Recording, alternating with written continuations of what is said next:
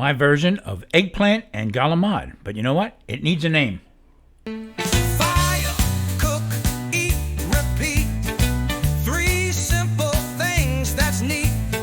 Sit way back in your seat. It's time for fire, cook, eat, repeat, repeat.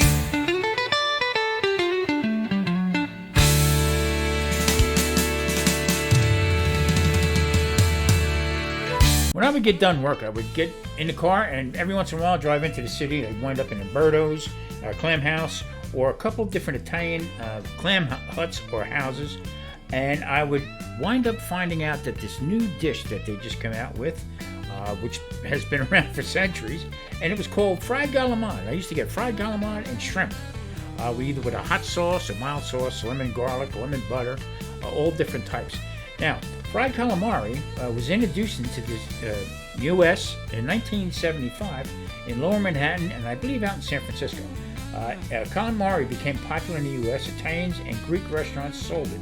Now, it was mostly a Mediterranean dish back in the day in Greek and Italians' homes. But when they introduced it, two different ways of doing it. Italy, it was fried, deep fried. So the Italian restaurants, this was a big seller back in the day. So what they would do is they would bread it with some kind of coating on it, deep fry it just a little bit until it was tender. And you'd have some kind of dipping sauce that you would use with it. And also on the Greek side of it, okay, it was mostly grilled. And I tell you what, this is a great version also. Different little bit of a texture, but also as tender as you can get. So from the Mediterranean, squid was a big deal for centuries and centuries and centuries. Well, today what we're going to do is I'm going to make a new recipe. And you, the viewer, I need for you to help me name the recipe. I'm doing a series of 12 recipes. I'm doing a digital cookbook. And at the end, I will pick who came up with the best name for the recipe that I did for each month. And you'll be included in the recipe book. All right, now let's get started. Here are the ingredients for today's cook. Let's go to the kitchen. Today I'm going to be using a larger calamari, which is known as calamari steak. I'll show you that in a minute. Also, 1620 shrimp, eggplant, and also some mini bell peppers. And I'm going to be rounding it out with some jalapenos. Give it a little bit of heat. This is all going to get deep fried. Let's cook. First things first, I'm going to use this fire roasted tomatoes. I tell you what, they are fantastic. I get them at Trader Joe's. I'm going to use this can right here and I'm adding nothing to it. This is going to be for the dipping sauce and also for some of the eggplant. So if you have never tried it, you need to give it a shot because you know what? It has a great flavor. I've been using this quite a bit now. All right, let's get to the ingredients. All right, like I had said before, I'm going to explain the different type of squid that you can buy. I could not find the smaller bodies like it's traditionally that you can cut up into rings, clean it, and stuff like this. This is what they call a squid steak, okay, calamari steak. All right. I've never worked with it before, but we're going to give it a shot. Now, normally what we'd do is they would slice this, okay, just make little incisions in it, all right, and then cross cut it, do both sides. Egg it, flour it, okay, and then egg it again, and put breadcrumbs on it and pan fry it.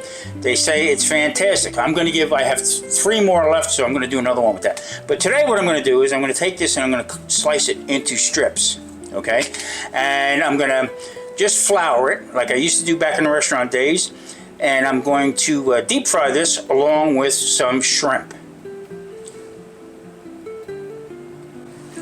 Okay, so like I said, I'm going to cut this into very thin strips, as you can see right here. Nice and thin. Let me get pretty thin, as thin as I can cut it. While it is semi-frozen still.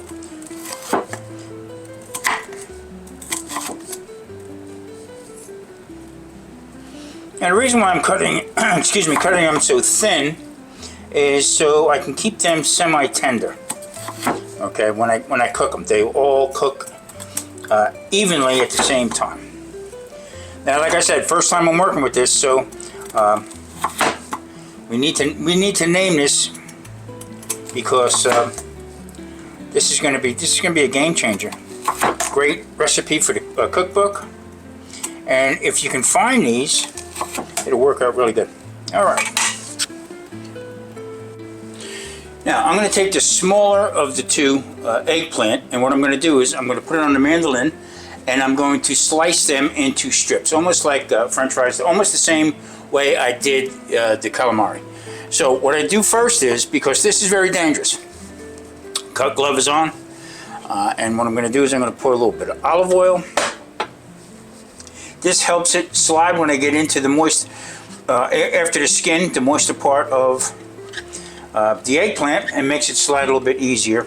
Okay, I'm going to have a little overkill on here.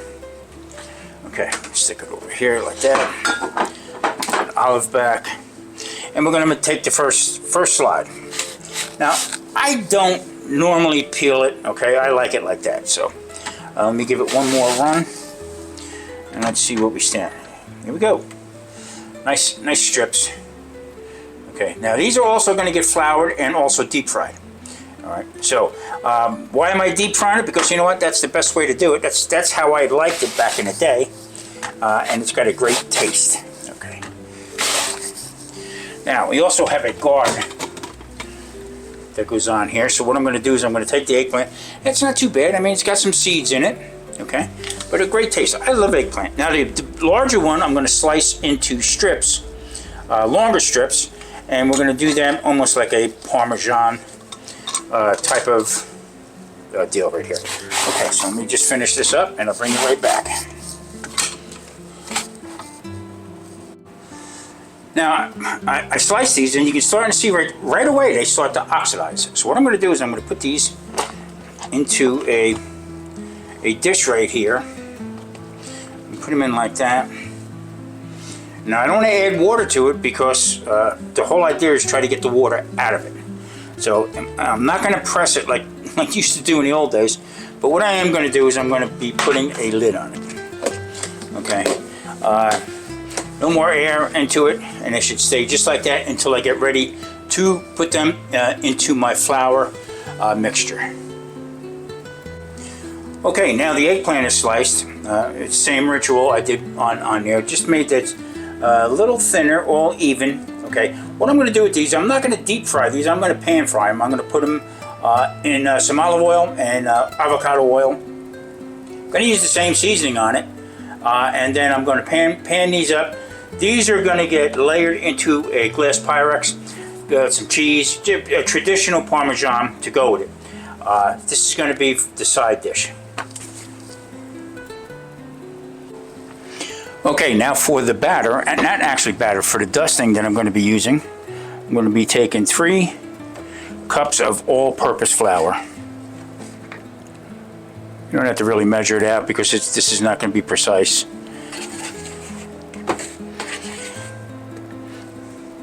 I'm going to put that in here, put that off to the side.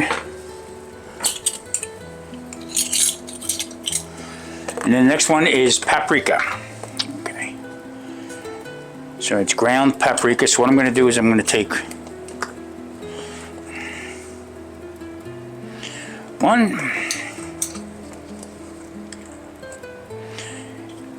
2 tablespoons of paprika.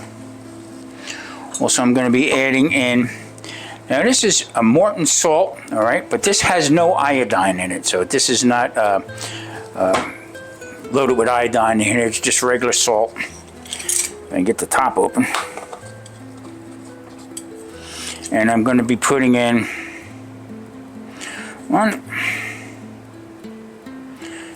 2 tablespoons of salt. You need the salt for the taste. Also, you might say, well, it's seafood, you're putting in seafood, but you know what, from washing it and cleaning it, it's not really that salty, so you have to trust me on this one. So now my Mexican oregano. Okay, this is good stuff. Now, I'm just going to put a nice handful on here.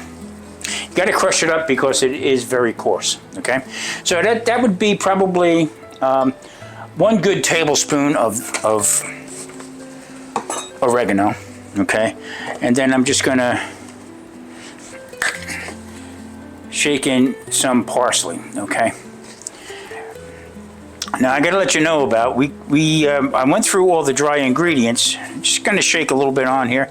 It's not gonna be overwhelming, all right? But this right here, these parsley flakes, okay? Marie reground these, okay? This is parsley that she had, or we store bought, and she ground them and put them into the container. Now, this is a friend of ours, another great channel, okay? Not for Nothing Homestead. Ginger sent me out this Italian seasoning. It's called We Italian. This is good stuff. So what I'm going to do is, being that I have the other ingredients in there as far as this, I mean, this has a great flavor. So I'm going to take 2 teaspoons, I'm sorry. Put that all over here. And I'm going to be using our own red pepper flakes, all right? This batch came from when we lived in Florida. That's a couple of years ago. But I tell you what, they got a kick to them. So what I'm going to do is I'm just going to shake a little bit on here, just to give that shrimp and galamont a little bit of a kick. So what I'm going to do is I'm going to take it, I'm going to put the lid on it, and I'm going to start shaking it, okay? And I'll bring you back when I'm all done. Okay, so now it doesn't look like much, but you can see that there is a little red tinge to it, all right? And the flavors are unreal. Now, I didn't put any ground garlic in it. I didn't put any onion in it. That has a tendency to burn and gives it a foul taste. You can sprinkle some, like my Tommy spice on it afterwards to get that garlic flavor and stuff in there like that. But when you're doing stuff, when you're dredging stuff like that through a blend of flour and other components, stay away from the garlic. Stay away from anything that's going to burn very quickly. All right, so let's move on. Okay, I have flat leaf parsley, Italian parsley, and what I'm going to do is I'm going to take it right up to the stems. Nothing gets wasted here. I'll put them off to the side, and I'll cut them up. They'll get put in a bag, and we will freeze these for another soups or whatever. So now I'm going to take this, and this is going to be rough chop, okay? This is basically for garnish, okay? But I tell you, I love Italian parsley, really do. I'm going to put this off to the side.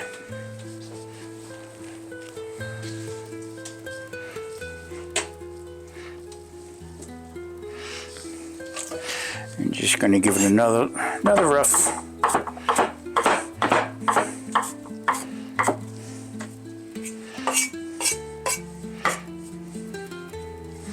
All right. Okay, now peppers. I'm using 1 jalapeno, all right? And I got 2 of these mini bell peppers, all right? These are also going to go into the dusting, all right? And they're also going to go in to the deep fryer, basically when we get done. So,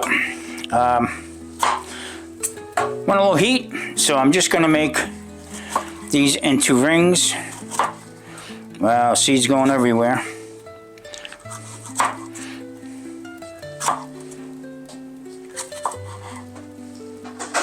Okay, peppers cut just for a little bit of I guess a garnish to go along with it, but I tell you what, they bring another level to the shrimp and calamari when it's all finished. Plus, it makes it look nice. Okay, I have a dozen shrimp here.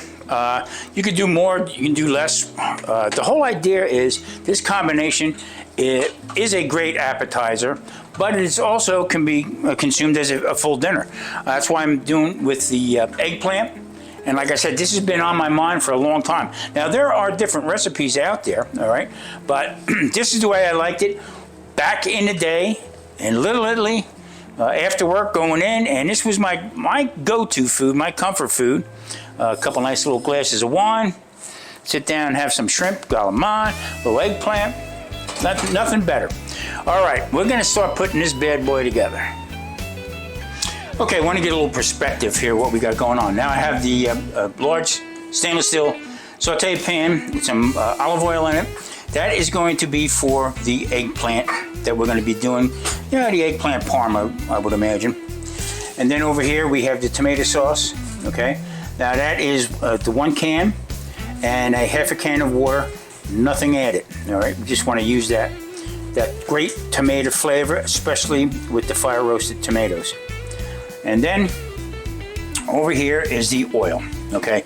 Now that is a combination oil of avocado and canola oil, all right? Making that blend right there.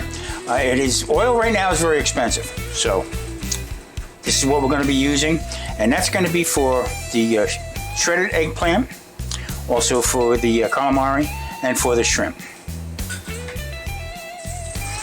Okay, got the eggplant into the olive oil. There again, I just want to brown these up a little bit. I'm going to put them on a rack. Then I'm going to put together the Parmesan end of it. Very simple. Do you have to do this? No, not really. I'm going to recover the...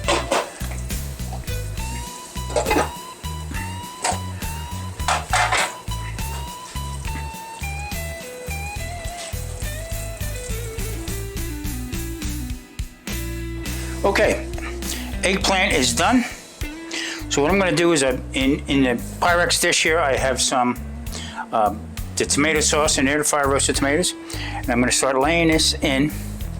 And what I'm going to do is I'm going to make a couple layers of it. I'm going to turn it around so they all fit.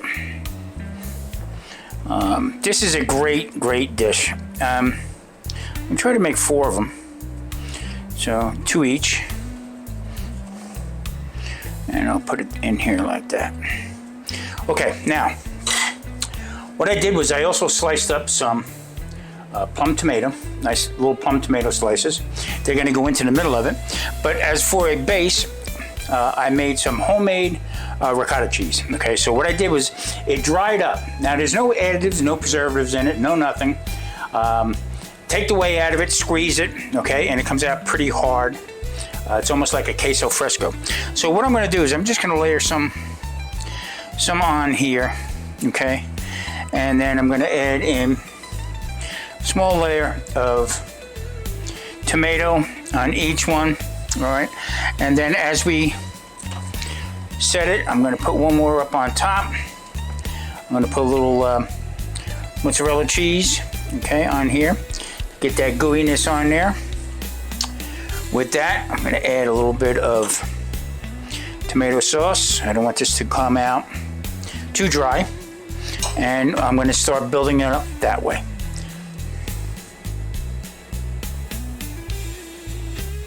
Okay, eggplant is all put together. Now this is going to probably burn on it, but I'm just going to put a little bit of flat leaf Italian parsley on here. Just to make it look semi-nice. All right, this is going to go into a 350 degree oven. I'm going to wait on it a little bit until I start doing the rest of the deep frying. So, looks pretty good. Fire roasted tomato, homemade ricotta cheese, mozzarella, and sliced plum tomatoes. Doesn't get any better than this. Okay, rule of thumb, whenever you're deep frying, especially in your own home, make sure everything is turned off, okay? All the flame is turned off. I shut the oven off, and I shut off the burner from here. So, it is just about 300 degrees. I'm gonna drop a few in, see what happens. Okay, we're good.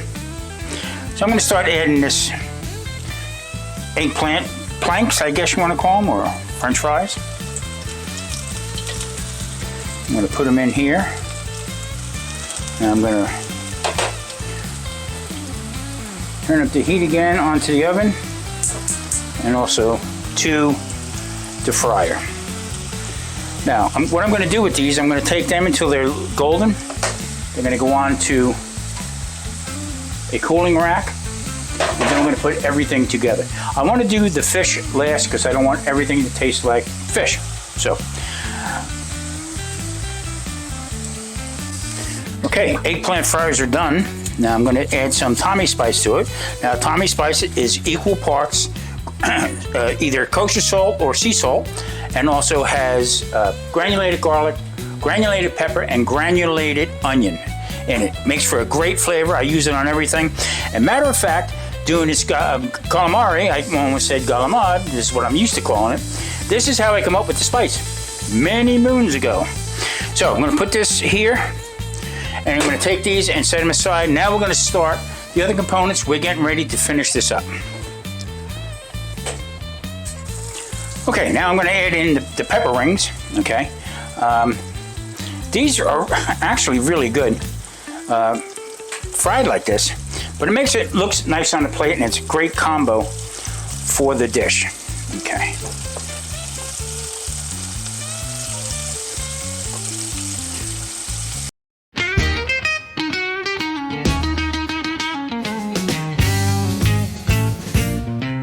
Hey folks, gather around me. I have a brand new seafood recipe. It's been alive since 75. You all have to trust me. Stuck in my head like an implant. Calamari, shrimp, and eggplant. It tastes so insane. The only problem, it has no name.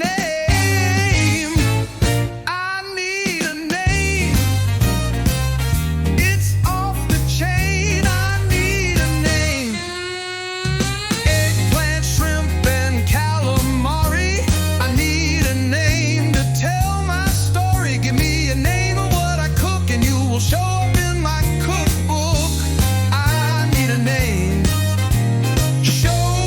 in my cookbook. I need a name. Show up in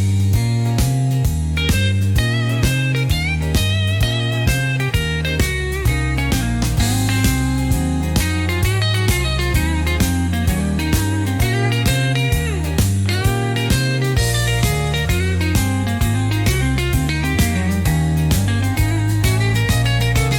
I need a name. It's off the chain.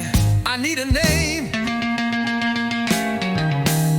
Eggplant, shrimp, and calamari. I need a name to tell my story. Give me a name of what I cook, and you will show up in my cookbook. I need a name. Show up in my cookbook. I need a name. Okay, galamad is into the fryer. I add a little bit of shrimp to it. I keep an eye on this because you know what? You don't want to overdo this. You don't want to make them tough. Okay, and a little bit more. I got some shrimp in there also.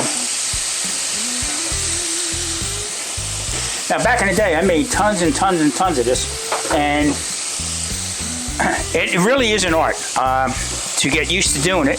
But once you do it once or twice, you get the idea of how they're supposed to taste and how tender they're supposed to be.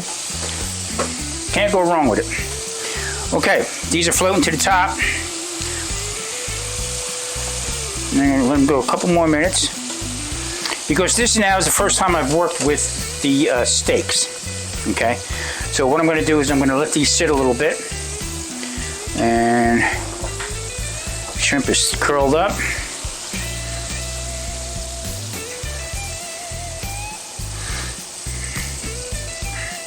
Okay.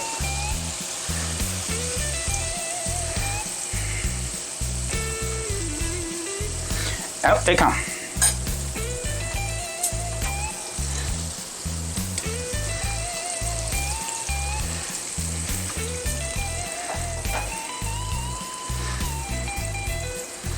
Put them over there.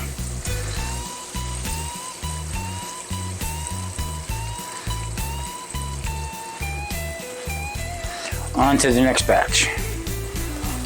Okay, the eggplant is still cooking, but what I'm going to do is this is ready to go. Now this is pretty well seasoned. Okay, so I'm just going to dump it onto the plate. Put that here. I'm going to take my trusty tweezers. I'm going to sort of put this around a little bit.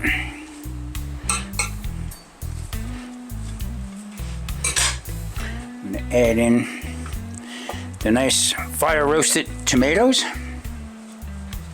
I'm gonna add a little green parsley flake to it. And spin them around over here a little bit more. And also I'm gonna be adding in some lemon.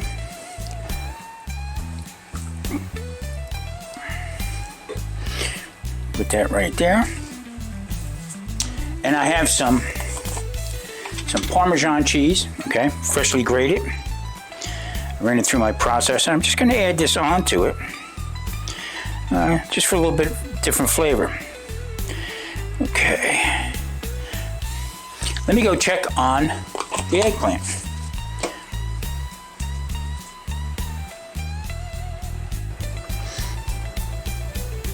Wait a minute, what are you doing? Get the heck out of here. It's my trusty partner in crime right there.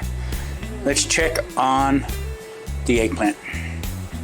Okay, everybody, there it is. I mean, we have the eggplant, okay, Parmesan, traditional, only with fire roasted tomatoes, homemade ricotta cheese, okay, and also we have some block mozzarella cheese, okay, and put a little bit more parsley flakes on it. I'm gonna move this off to the side. And there are both of them right here. Need a name. We need a name for this dish for the cookbook. Instead of having French fries, you can try one of these right here, eggplant. I'm telling you, it'll change the game for you. All right, everybody, thank you for watching. I'm Tom from Fire, Cook, Eat, Repeat.